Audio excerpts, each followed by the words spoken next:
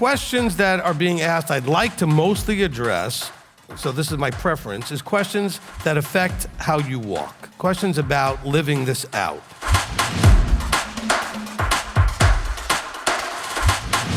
What he's always told me is, tell them that if they're doing what they're supposed to be doing, they'll be where they're supposed to be. But you need a teacher to teach you what it is you need to be doing.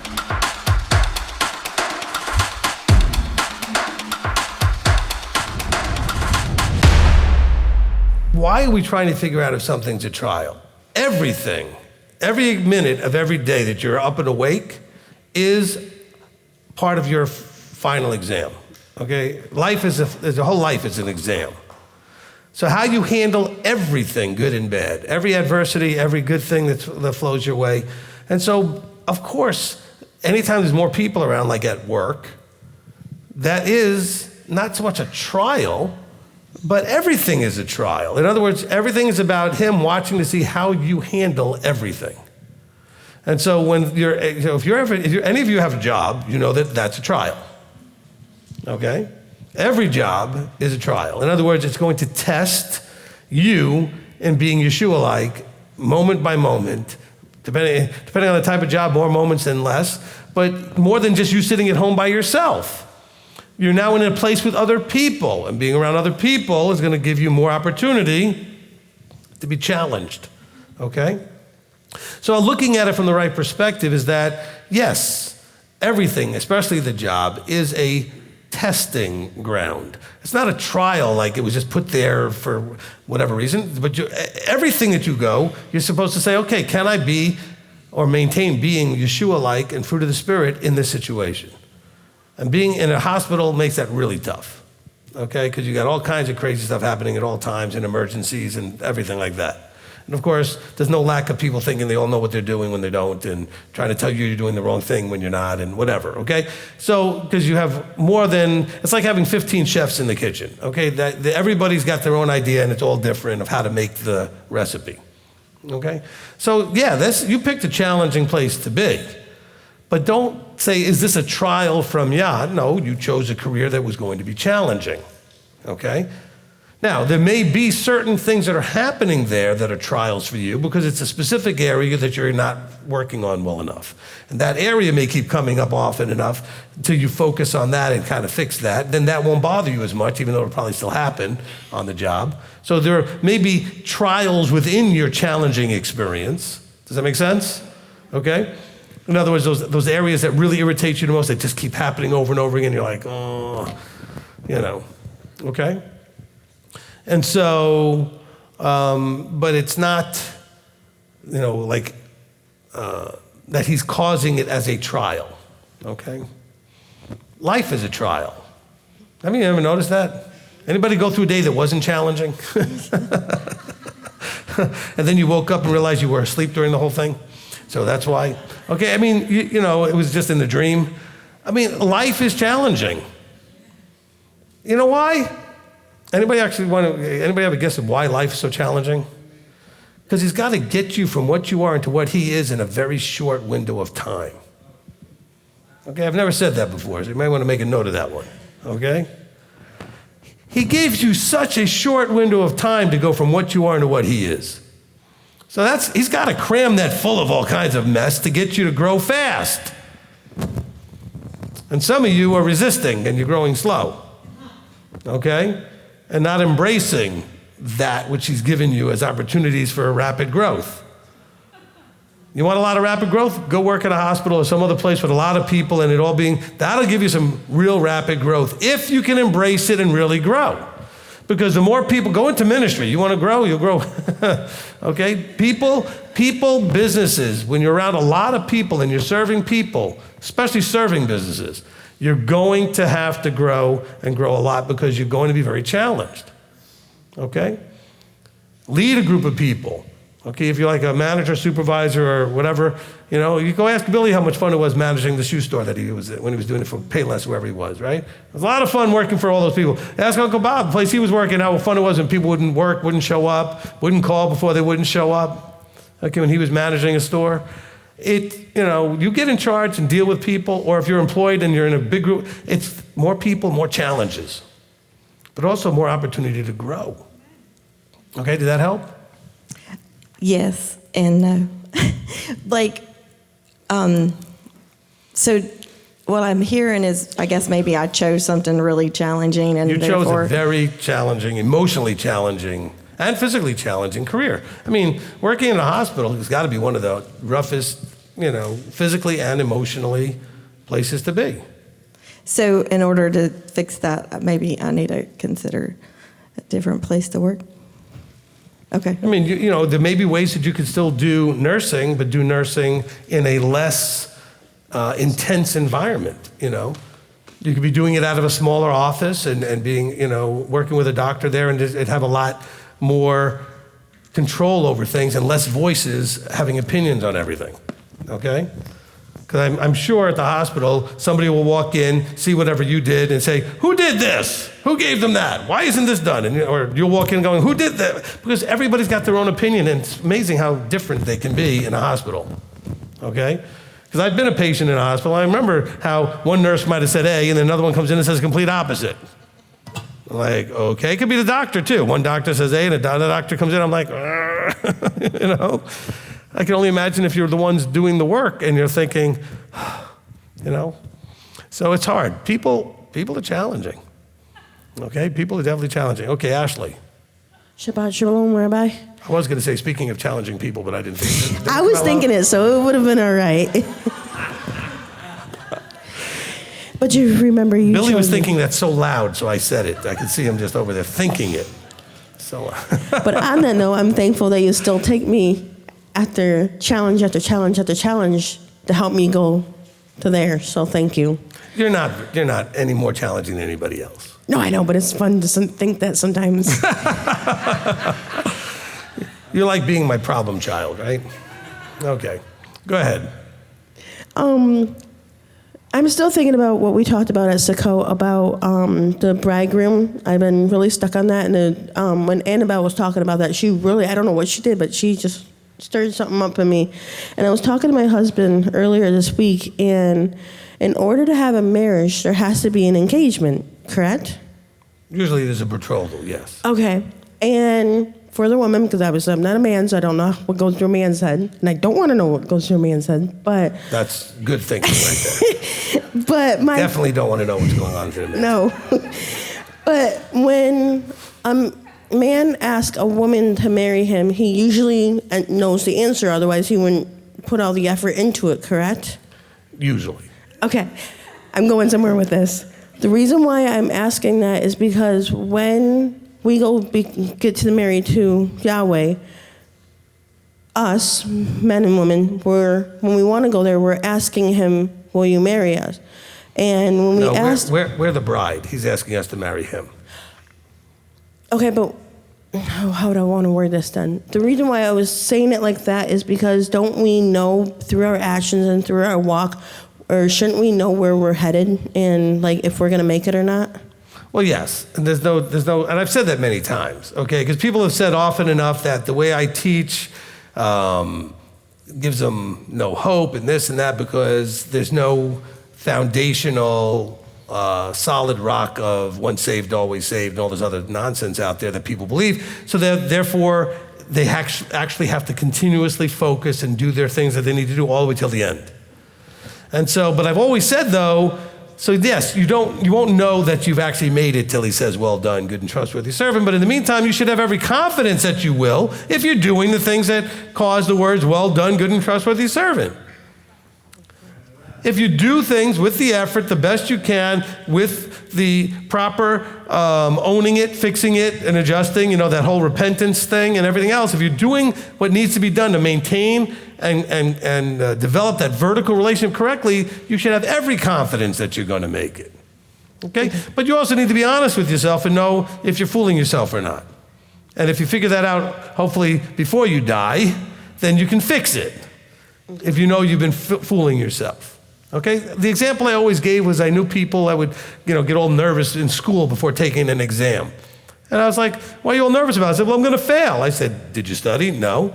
Well, what do you think you're going to get? I don't know, 65. Fine. What did they end up getting? 65. So why were you all nervous? You knew what you were going to get.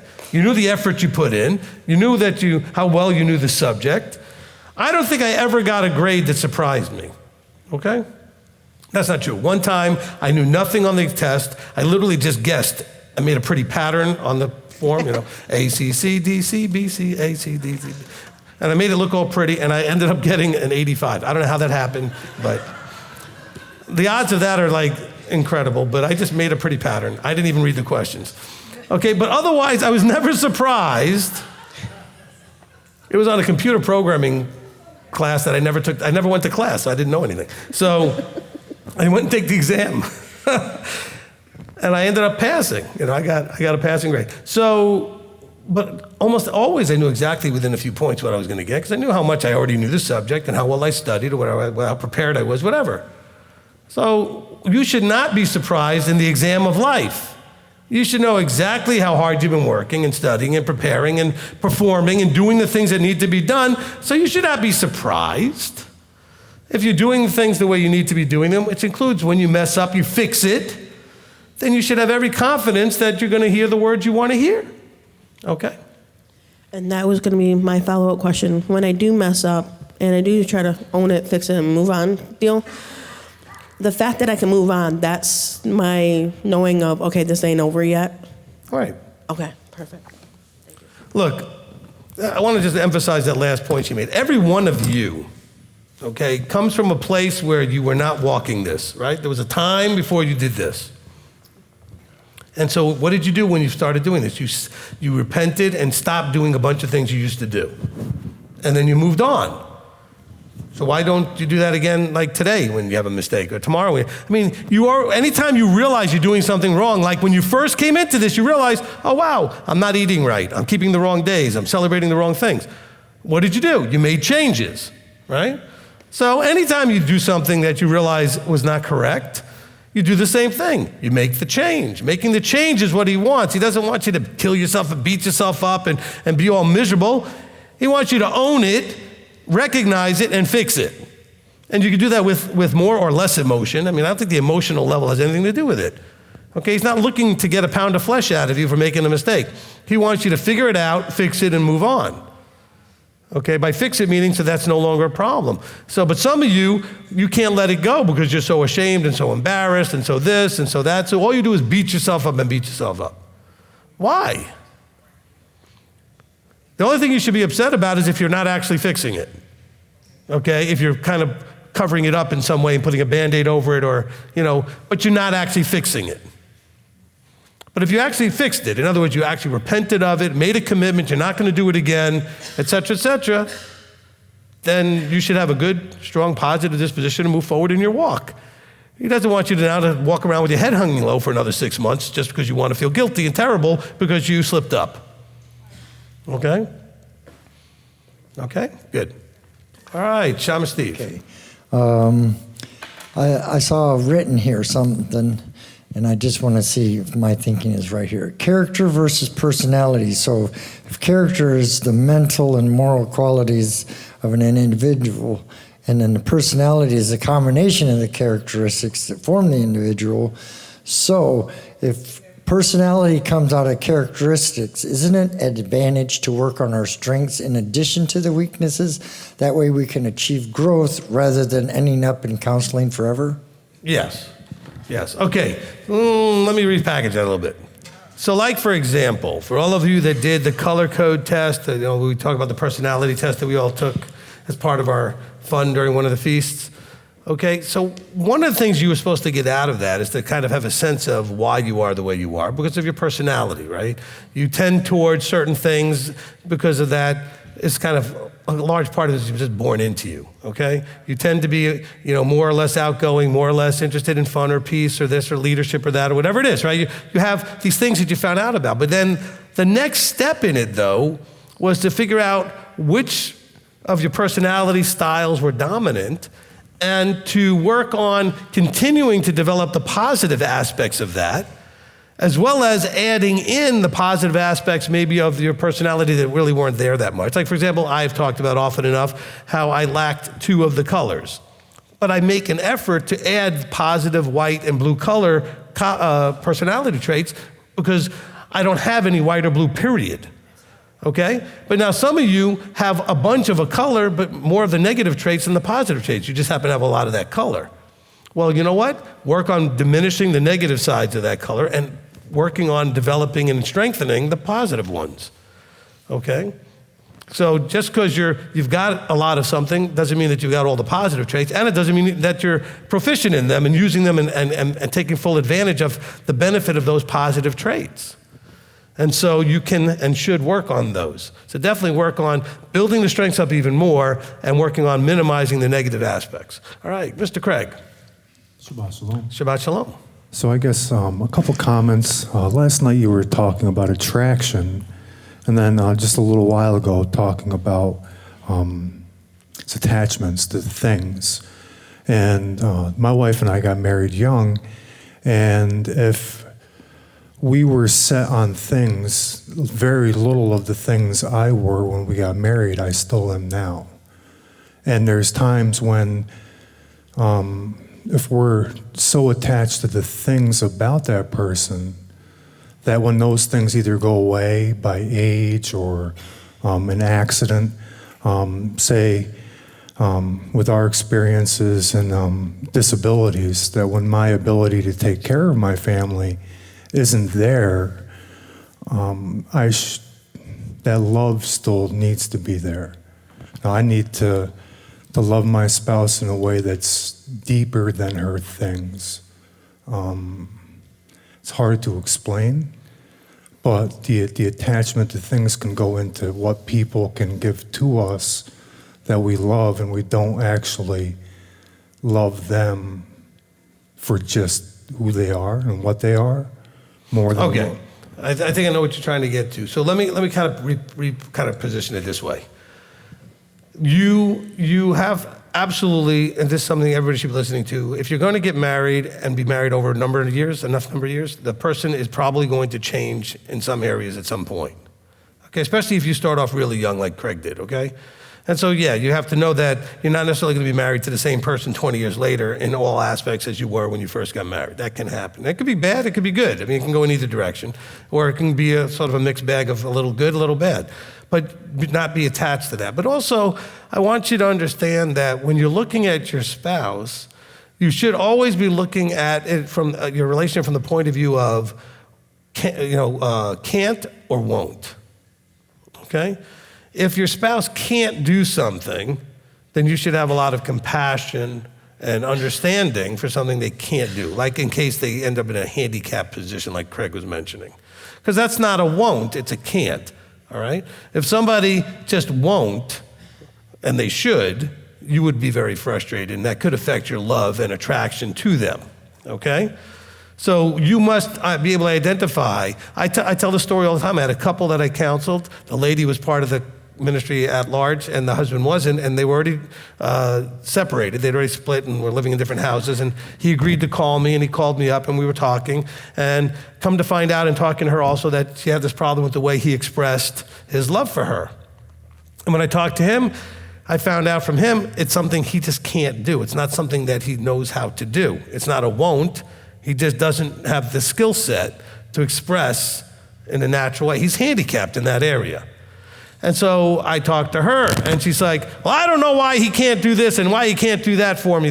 I said, well, wait a minute. What if it actually is a can't, though? Use the word can't. She goes, what do you mean? I said, well, what if he can't do it? She's like, oh. I said, because I talked to him, and he really wants to do all this stuff. He just can't do it. He really struggles. And it changed everything, and they got back together. Because she was no longer having this expectation that he was just not doing something because he wouldn't.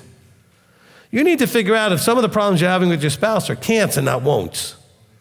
It's something they actually struggle with, either psycho-emotionally or physically.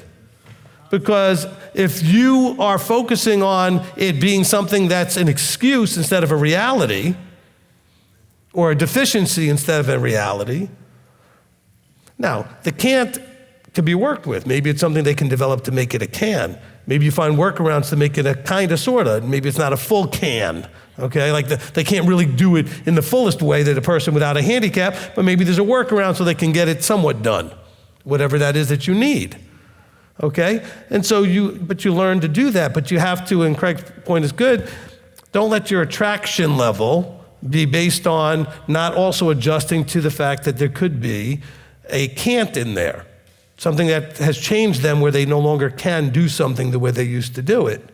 And that could be an injury, it could be something, a trauma, it could be anything, all right? So it's a good point. That could be the same with ministry or church as well, to think that the Father couldn't take any of us men and do away with all the things that we struggle with to make us a perfect husband, so our wives would have no problem in submission. Be the same thing that he could do within the leadership of a structure. Like maybe there's a lot to being submissive to somebody that we know that they could have some can'ts too, like not just won'ts and sometimes within ministry it's even more complex, all kinds of things. But I think that there's some of that too, where we're to be submissive to. It's got to be his will, or he could not have us struggle in such ways. Okay, hold on. So what I want to expand on that is that, and an elder has pointed this out, and I think it's something that Craig is pointing out that I can kind of expand on, which is some of the people you're dealing with, leadership, spouses, may be expressing some of the things you want, but just not in the form or in the... See, elder will tell you that I'm one of the most patient people he's ever met. And some of you are thinking, he's crazy. Because you've seen me in areas where I'm not very patient. Because I'm not in some areas. So your spouse may be whatever it is you're missing in one area, may be a lot of that in a different way, but you're just not embracing that also because it's not where you wanted it to be. Does that make sense? Because I have some people that think I'm incredibly merciful and compassionate and all this other stuff, and other people think I'm the opposite because of their personal experience in the limited way that they've experienced it. So if you're married, you may want your spouse to be a certain whatever in a certain types of situations, and they're not, but they are in another one, but you're not giving them credit for that. You're not seeing that there is a capacity for it in certain ways, all right? I add something to that real quick. I happened to see a story. It was a violinist, and he happens to be like the top violinist. The last concert he did, he played a piece of music that was worth like $3.3 million. It's like the most complex piece. He stood in the subway of a city and played that exact same piece and got $3 in tips. So it can be a lot of, I think what you were saying, a lot of the things we see can be great, has a lot to do with those that are around us, too. So it's just kind of one of those things. And then my last kind of question is, I've heard you talk a lot about the problem of reaping, and that you're not necessarily going to harvest exactly where you sow. A lot of the problems, maybe Western problems, is that we reap right into an area where we expect to sow, and that we could be blind to the harvest that we're not seeing behind us or off to the side, right, or something like that. So in modern kind of times and business-wise, how do we focus on a skill set that makes money while not getting distracted by a lot of the stuff out there? Is just, if it's an easy button money it's not likely to make any money. How do we really discern an opportunity that comes along business-wise or personally that might be that harvest that we didn't actually prepare for? Or are we always going to be prepared for a harvest that we can expect?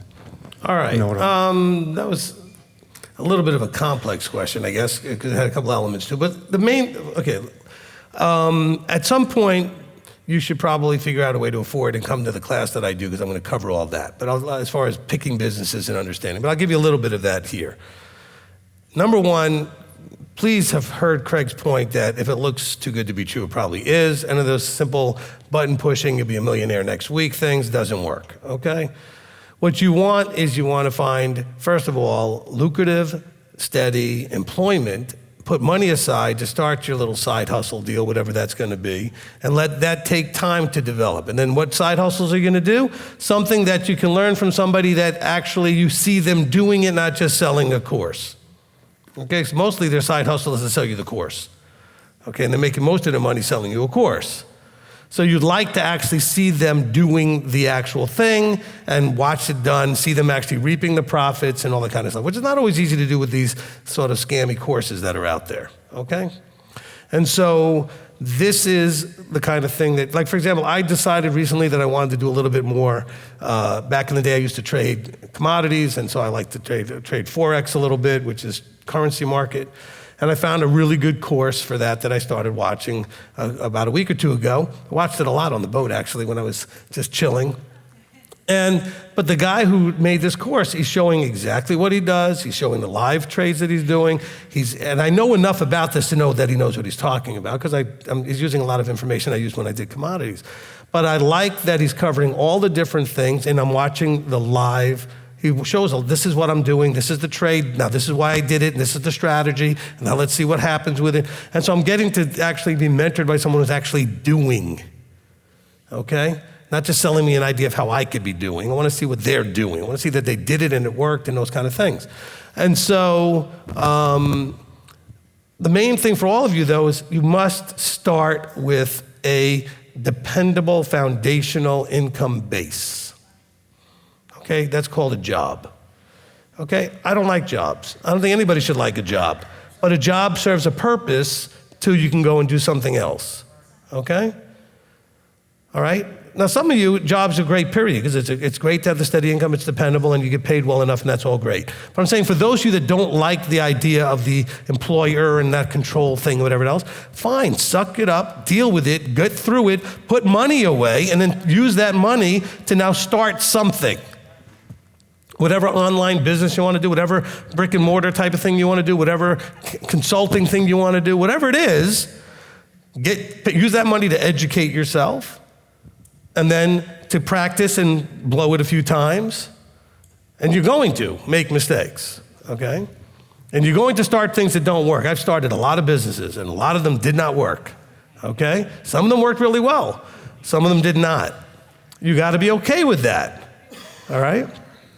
Okay, you know, there's a guy who won a contest where everybody started with $10,000 to see how much, and turned it into $1 million and so long in the stock market or whatever it was that we're doing in it. No, it was in the futures market, in the commodities. And he ended up turning 10,000 into $1 million. What people don't know is he actually turned it into $2 million and lost half of it the last day or last week. Okay? Okay, so I mean, you know, just so you know. You'd be like, wow, he turned 10,000 into $1 million. No, he actually turned it into $2 million and then lost half of it. It can be quick, all right? It can go very quickly.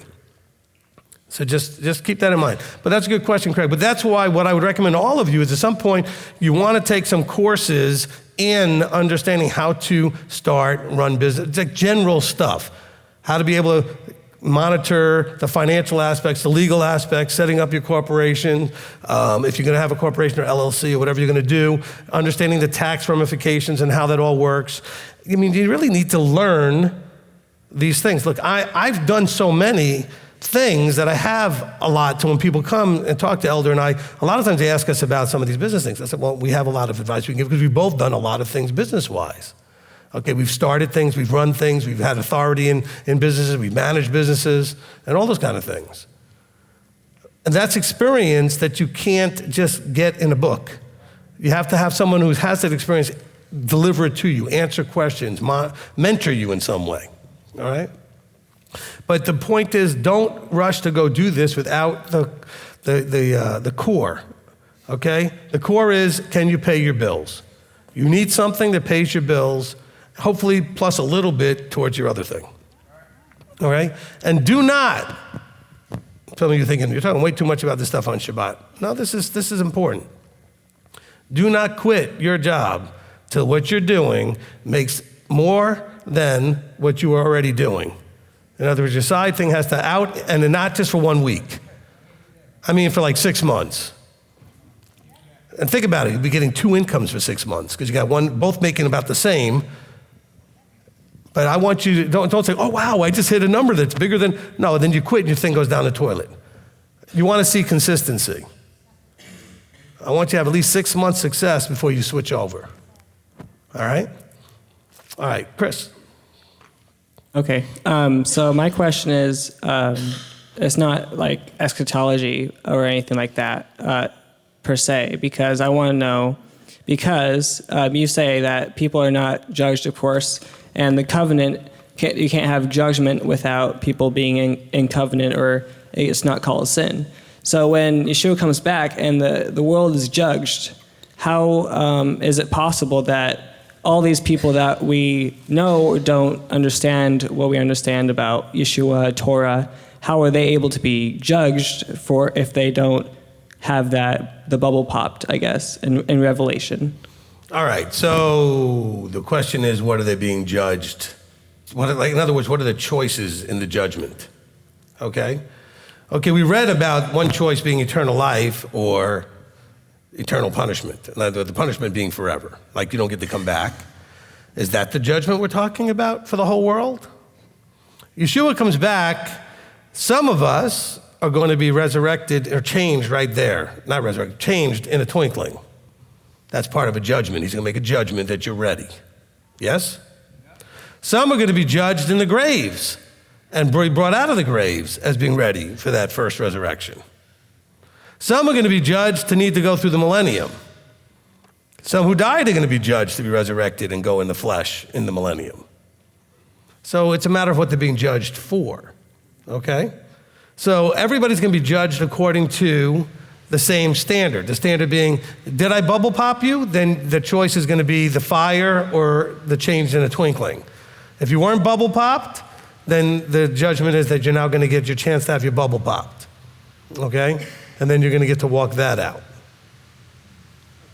It's not so much that they're being judged at that time for something they've been doing, but rather it's more like the whole world being destroyed and everything is more to set up the millennium. No, well, yes and no. They're being judged in the context of what they were given. Okay, if they weren't given anything, then the judgment is to give them that first opportunity with their bubble popped. Listen to the Millennium and Kingdom teaching for those who haven't listened.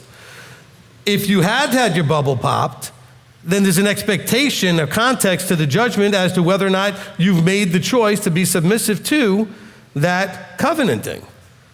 And if you've rejected it, then you probably have an appointment with the fire, okay? And so it's really, the context has to do with what he's judging is basically like the parable of the talents. He's saying, what did you do with what I gave you? For most of the world, nothing. He hasn't given them anything yet. So he's not going to judge them against anything. They're just acting like he expected them to act without any relationship with him. Okay? For those who he gave, he's going to see what you did with it. And based on what you did with it, then he's going to judge you in that fashion. And so it's really going to be based on what to be fair, right? He says he's a righteous judge. He judges with fairness. So it's going to be based on what did he give. Otherwise, it'd be completely a respecter of persons thing and unfair that he chose you and nobody else. Or you and not other people in your family. You and whatever, right? Why did he pick you? Were you so special? Absolutely not, right? We all know that there's nothing super special about us individually, why he picked us. He just did. But he didn't pick us because he's not going to pick them. He picked us because this is the time when he wanted us to do it. And so to be fair in that judgment, they will be judged according to their works. And he's going to say, you guys acted just like I expected you to, like the world. And so I'm now going to put you in a new world with new leadership, with Yeshua on the throne. Open up your mind, and now let's see what you do. And I'm going to give you a whole bunch of immortal beings that are going to be there to help you and guide you over 5 cities, over 10 cities, whatever you're going to be given, as we deal with the billions of people still around on the planet. Okay? 1,000 years seems pretty short for that. Well, no. Can you consider how much you were going to figure this out in less than 100? Okay, because most of us got called over age 20 or 30 or 40, so we didn't need that many years to figure it out. So 1,000 years is more than enough time. And especially then if he brings people in waves of like once a generation of 50 or 70 years, brings in another wave of people to work with as each one makes their choices. So 1,000 years is plenty of time. Okay, could I ask one more question? Sure. Okay, and this is about Job chapter 38 and verse 2. So this is when Yahweh answers Job, because the rest of what Job is about, the people talking to each other. But as far as what Yahweh says, after Elihu, it says, "Then Yahweh answered Job out of the whirlwind and said, 'Who is this who darkens counsel by words without knowledge?'" And then is a lot longer than that. But I saw one person online saying he was actually talking to Elihu, who was the person he's talking about, who darkens counsel by words without knowledge, because we think of Job as a very righteous person. And I wanted to just ask about that verse, and then kind of the rest of Job as I read Job from time to time and try to understand deeper what the issue is at the end of Job, because I know at the start we have Job as patient and through the trial. So what that verse was about, if Job is the one darkening counsel without knowledge, I guess would be the main question. That's an interesting question, especially because if you look at chapter 42, which is the end of the book, verse 3 says exactly the same thing. Okay? It says, "Who is this that hides counsel without knowledge? Therefore I declared, but I did not understand. Matters too marvelous for me, which I did not know." Okay, it says Job answers Yahweh here. He says, "You know that you are able to do all, and that no purpose is withheld from you." That's a very important verse to remember, is Job 42:2. Okay? Nothing is outside of his ability. You're able to do all things. Okay? So then he goes, "Who is this that hides counsel without knowledge? Therefore I declared, but I did not understand." So he's talking about himself there after he was talking in chapter 38. So it kind of ties together. Think he's owning it there, kind of? I think he's owning it there. Yeah. Okay? Because then he starts talking about matters too marvelous for me to even think about.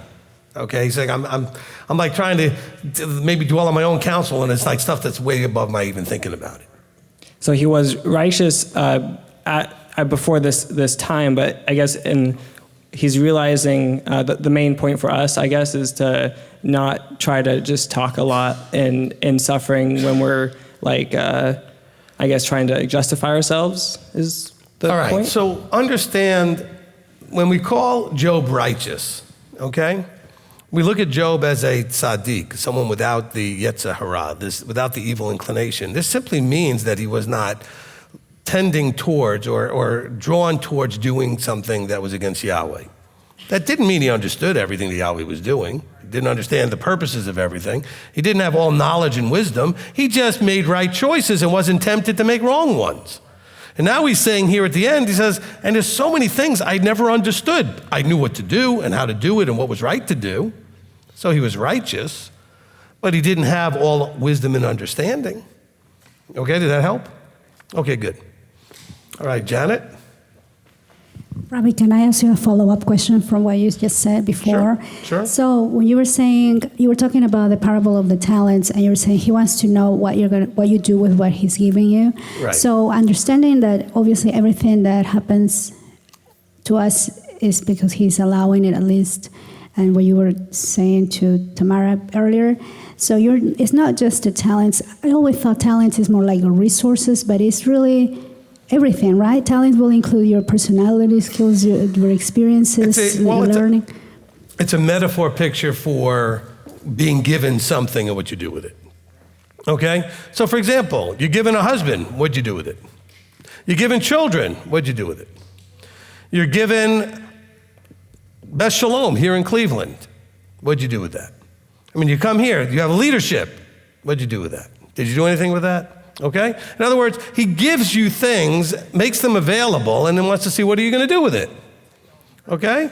What are you doing with it? We got a lot of people here that are doing nothing with what's available to them. Okay?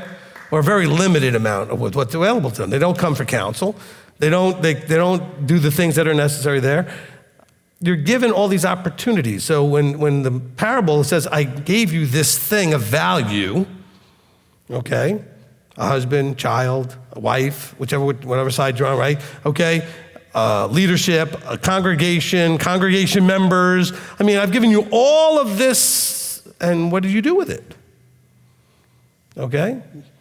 Did you take the most advantage you can of the opportunity that he's given you, that what he's offered to you? Or did you just take it for granted or just show up because, hey, it's a service to go to and then go home and then not be a part and not participate and,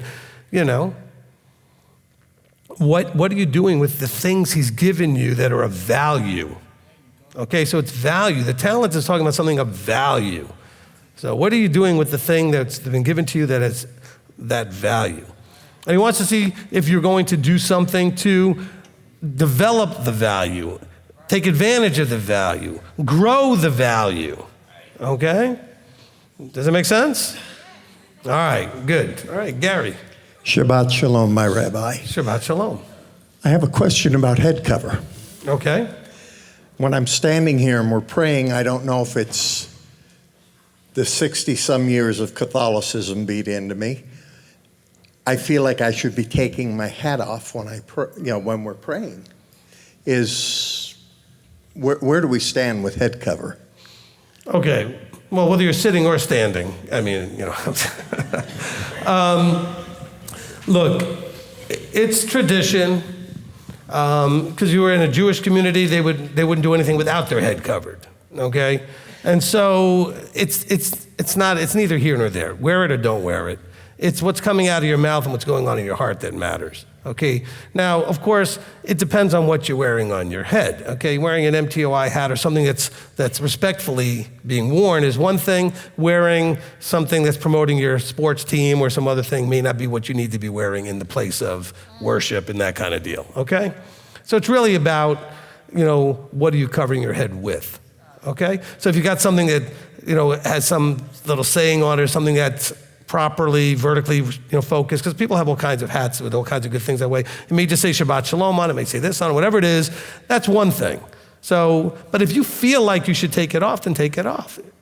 Because it's really about, you want to feel congruently right inside. And it could be your upbringing, because I know that there's an upbringing that has people, taking off their hats when they go in certain places. They have, there used to be a tradition that when people walk in a room, that other people would stand up. Okay, and I want to thank the few of you that actually still do that for me. It surprises me when it happens, but there's times when I walk in to go counsel with somebody and they'll stand up when I walk in the room. That's a very respectful thing to do. It's not required, it's a tradition, but certainly it conveys a level of respect, okay? All right, and so, but that's cultural connected, it's culturally connected, and it's traditionally connected. So you're welcome to keep your hat on, okay? But if you feel that you should take it off, then take it off, either way. All right? You're welcome, Gary. All right. Mercy. Hey, Rabbi, thank you. If we can go back to hell for a second.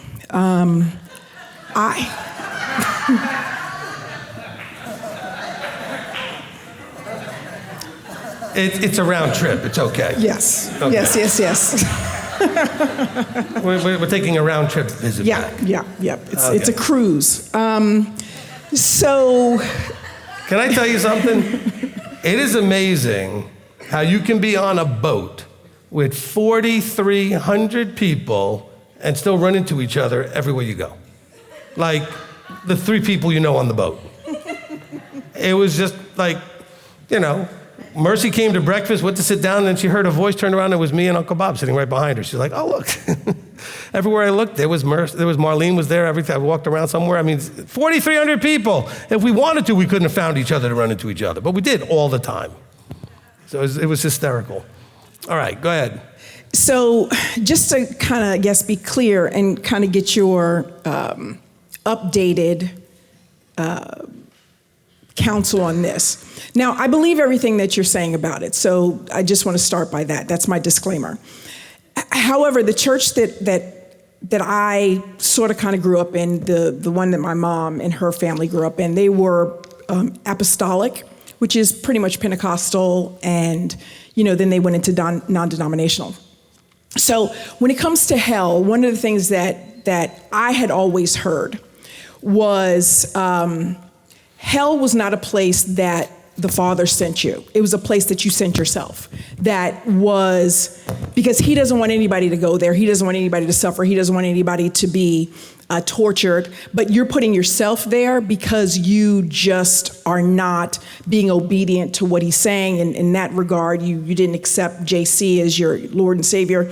And it was enlarging daily because of the fact that people just refused to do that, but it was their own selves that were putting them there. And he was not trying to do that, da da da da da da da da. So I don't know if that was if it was a way to kind of explain it. Do you understand what I'm saying? No, I understand. You're basically saying that it's not believing in a God that would do this to you. But that's not the way it's worded. It's worded that your reward, or what you reap from sowing, and Paul talks about this in Romans 2, is either eternal life or this condemnation and wrath. Okay, so yes, you are going to do what brings the reward of eternal life too. But he's going to give that to you. Okay? You're going to earn the punishment, and he's going to give that to you. Okay, so either way, that's going to play out. But let me ask you this. For all of you, okay? Are you not already living in hell? In other words, this life is, for a lot of you, torture, suffering, misery. Can you not see the mercy? Because some of you, well, I can see the mercy right there. Okay, so, but some of you have considered suicide because you figure that would be the oblivion away from all the suffering and the pain. And so Abba's saying, I'm willing to put you out of all that misery at the end of all this. Not that you should quit in that direction, but that I will, because that would be the merciful thing to do. You're already in hell, suffering, miserable. Look, before you knew the truth, all the things that you did in life, was it working well? Was it bringing good fruit? Were you just wonderfully peaceful and happy? Okay? No, because you are living in hell. Hell is doing it your way. Okay? Making all your own choices so that you know what's right and wrong and all these other things. And it just leads to pain and suffering, which is what we picture hell to be the metaphor for. And so in his love and compassion, once the journey is finished, okay, for those people, he's going to just put them out of their misery, okay, so to speak. And that's mercy, and that's compassion, that's love. Now, he's given them a way to have the good stuff, but they're not choosing it. They're choosing to stay in the misery, okay? So him in his mercy, rather than see them suffer forever, is going to put that to an end. He gave them the path out of it, and they chose not to take the path. So let's be clear that everybody's going to be shown the path into the light, so to speak, right? A path out of the darkness and misery into the light and the joy. But there are those that were going to choose the darkness, and it talks about that in Scripture. He says they were given the light, yet they chose and loved darkness.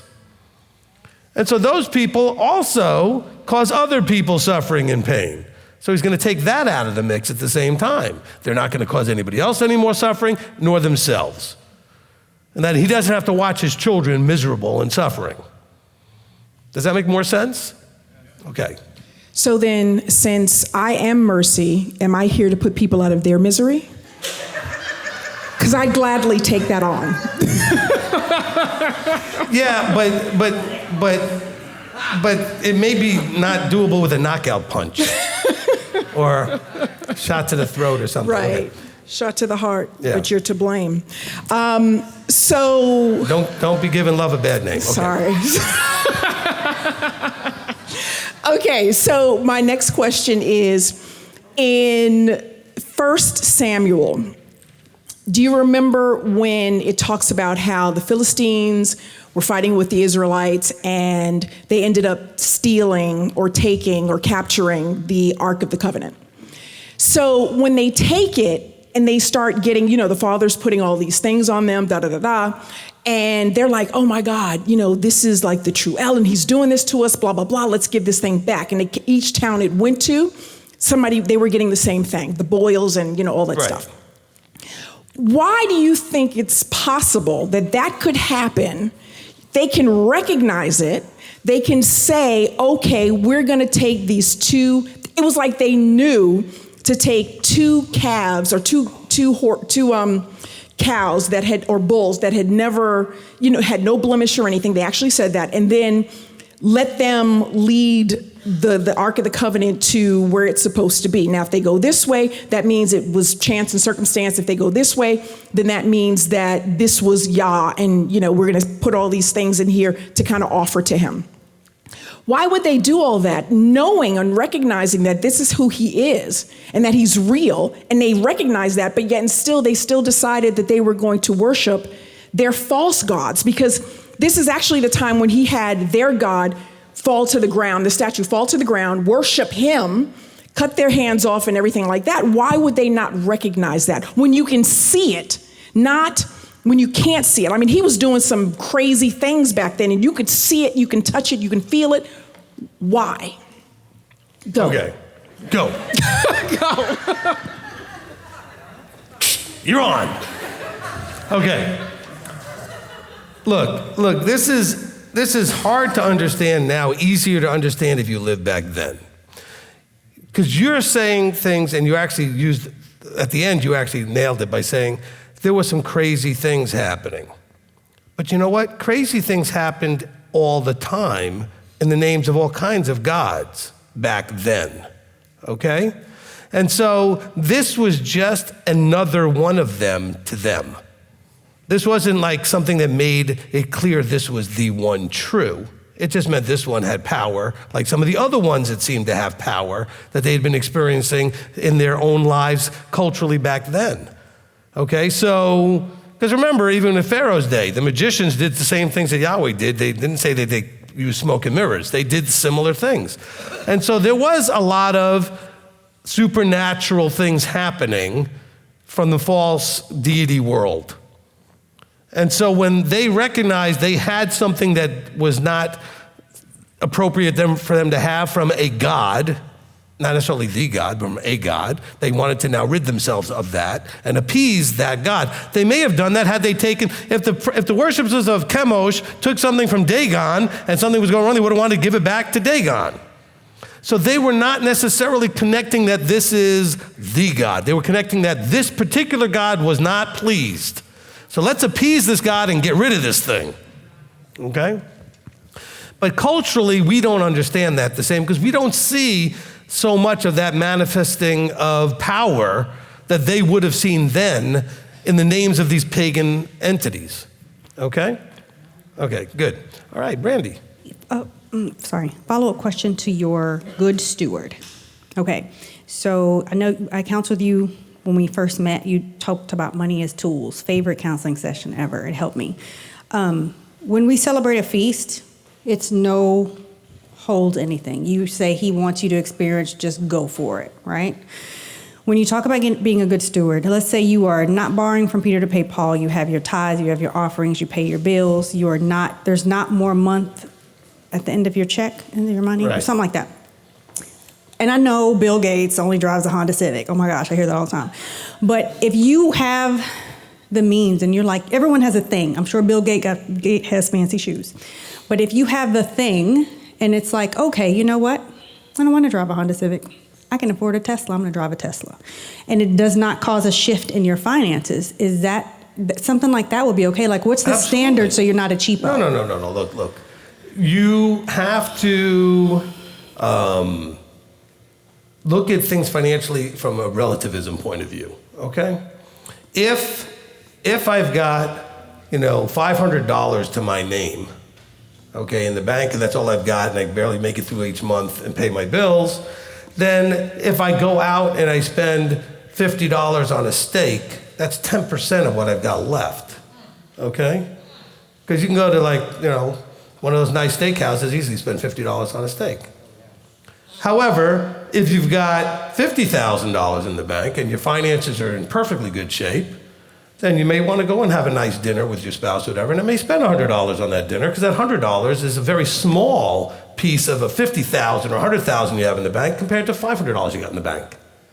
So it really has to do with from a relative piece of work in terms of terms. So if you're making, $40,000 a year, $30,000 a year, right? So you're making $15 an hour, you make $30,000 a year, whatever, then you're probably not going to own a 5,000 square foot house that runs $500,000, okay? But if you make $150,000 or whatever, you make some other kind of money, then you might be able to live in a bigger house and be able to have more space to do the thing. I'm not talking about a crazy mansion with 37, bedrooms and stuff, but I'm saying you may be able to live in a bigger space more comfortably with a little bit of land on it.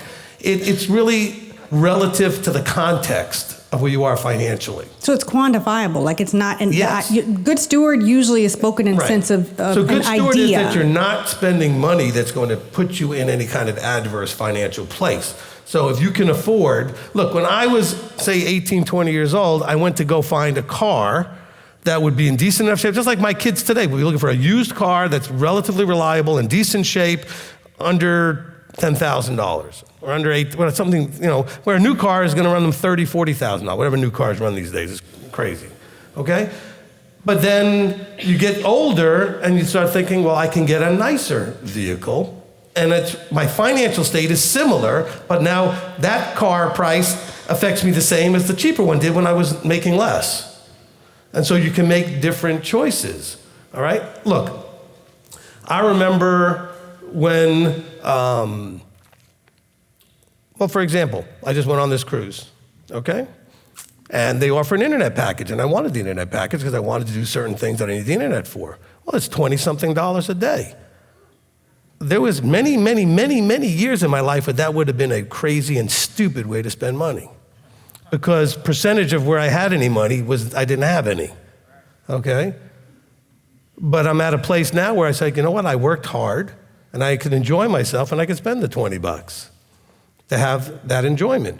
And it doesn't adversely affect my finances because I've done what I need to steward-wise over the last however many years, Okay, so it's really a matter of the kind of the context of where you are financially. So, don't be surprised one day when I do actually go out there and buy my Cobra, all right? Which Billy really wants me to buy, okay? All right, when I get away from the minivan and get to the Cobra. And the thing is, it's relative to where you are. Now, half the people watching going, well, I'm not sending any tithe money and he's gonna buy a Cobra. All right, your tithe money doesn't go to me like that, okay? I get paid a salary, all right? So it doesn't matter how much money comes in, I get paid the same either way. All right, but the thing is, I'm almost 60 years old. I've worked 45 years or whatever since I was 15 years old, getting jobs. And over time, you create yourself a certain level of financial stability and wealth. And then at those points, you can now make choices to do things that would not have been wise or made sense at a different place. Okay? I've been broke. I've been bankrupt. I know what it's like to have nothing or less than nothing, negative. All right? And what choices there are very much more limited when you go to make things. But when you're in a different place and you've earned it, you've worked for it, you've gotten yourself there. I remember having an argument in my head, okay? The first time I went to decide to pay the $70 at that time for the football subscription thing, so you can watch the games anytime, right? Because I work a lot on Sundays with leadership meetings and counseling, so I don't get to watch the game I want to watch. So now it was only $70. I'm thinking, this is ridiculous. You're over 50 years old. You've worked hard your life. You can't spend $70 on something so you can, at some point you got to remind yourself you can actually spend the money, okay? I literally had a fight in my head to spend that money so I could watch the game when it was convenient for me, okay? Now, I never would have justified that money when I was broke. I wouldn't even have been a thought. But then it's hard to make the switch. And then when you're not broke and think, is it okay for me to buy this thing? $70. That's crazy. Why would I just record the show and whatever the game, then it's not on TV. Who cares? It's a game. But then I said, wait a minute. But I've earned this. I worked hard so I can do some foolish, silly things to enjoy my life, okay, like having internet on the boat, okay, or whatever that is. And then you don't fuss and fret over it because it doesn't adversely affect your finances. What you don't do is do those things when it does affect your finances. Some of you just don't withhold anything from yourselves, and you do whatever you want because you're going to spoil yourself and never say no to yourself when you don't have the money. Okay? That is very, very foolish. Okay? That is unwise. But if you have the finances to justify a Tesla or something nice, then go ahead and do it. Why not enjoy yourself? All of the heroes in the scriptures were wealthy. And they had all kinds of abundance. Now, they didn't have cars, but they had all kinds of abundance, okay? I'm sure if we got to see the tent that Abraham lived in, it was a nice tent, okay? All right? When they set up camp somewhere, it was a mansion tent because he was wealthy, all right? And so, yes, enjoy what you've worked hard for if you have that. Okay. Did that help? It did. I don't, but thank you. You don't, but thank you. Okay. I'm not buying a Tesla. That question, that argument you had, Yeah. that's what I had, where it's like, no, I can just do this. I'll just watch movies on YouTube. I won't go to the movie theater. So, Yeah. no. Okay, thanks. Look, I've stopped having that fight because I realize I'm not getting any younger.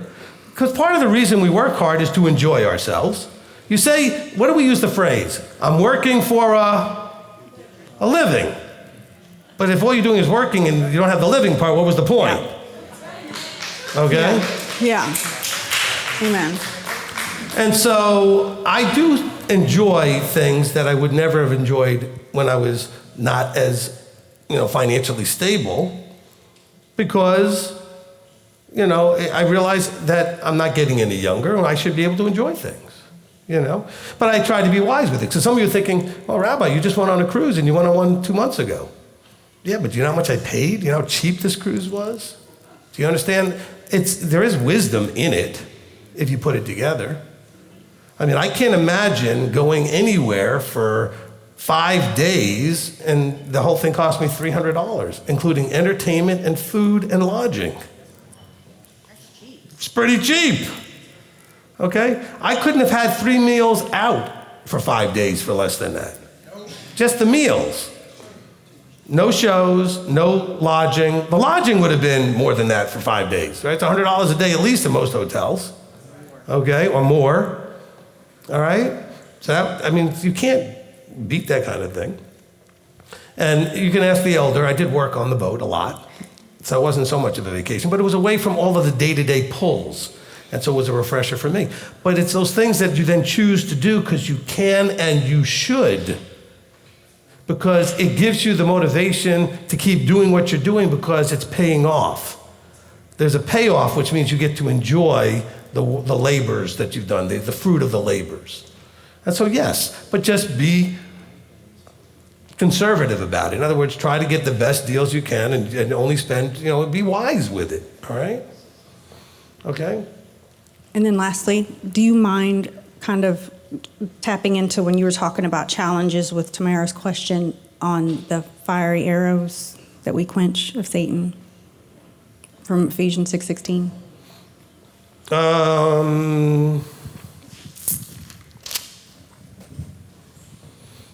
Okay, you'll have to wait till we're not there yet.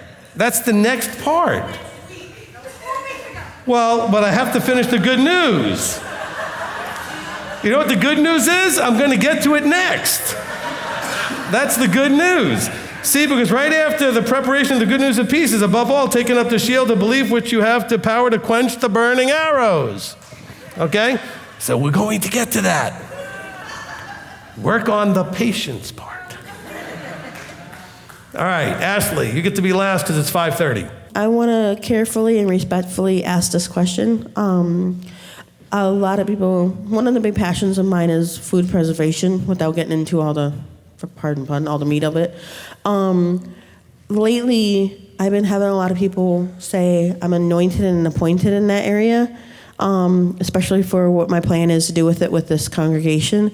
When someone says that, how do you know it's true? And two, how do you take that with such carefulness when you do give advice and things like that to not, because I want to do it very carefully and very respectfully, and all right. Yeah.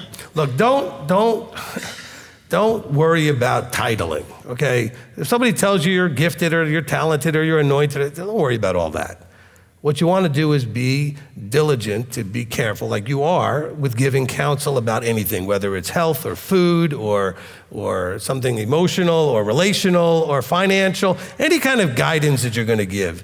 Be really, really careful, because you don't want to give somebody advice and it goes badly, right? But don't get or allow the titling to go to your head. Someone says, oh, you're anointed and appointed in this. Well, I don't even know that there is such a thing as anointed and appointed in those kind of things. Okay? I see very rarely the anointing and appointing, like, for example, when they were building the tabernacle, there was a special anointing given to the guys who were doing the creating of all of the materials for the building of the tabernacle. But you don't generally see people referred to that way in any other spot than in the ministry. But the thing is, you may have a gift and talent in an area and have a certain ability to convey that. So take that with all honor and respect and carefulness to give honor and respect to that potential gift, that you don't want to just go out there and get kind of full of yourself and just throw that around all over the place, and then you're giving people bad advice. Is it okay then to say thank you, but like try to like downplay it and just No, don't downplay it. Just say thank you. Just don't let it go to your head. Okay? If someone gives you a compliment like that, just take the compliment and say thank you, but just don't let it go to your head. Okay? Okay? Look, we talk about anointed, appointed all the time. I know a lot of you believe that I'm an anointed and appointed. I would agree with you. That's the way I've always understood what he's doing with me. But it's about letting it go to your head or not. I don't wield it in any kind of way. I just accept the responsibility of it. Okay?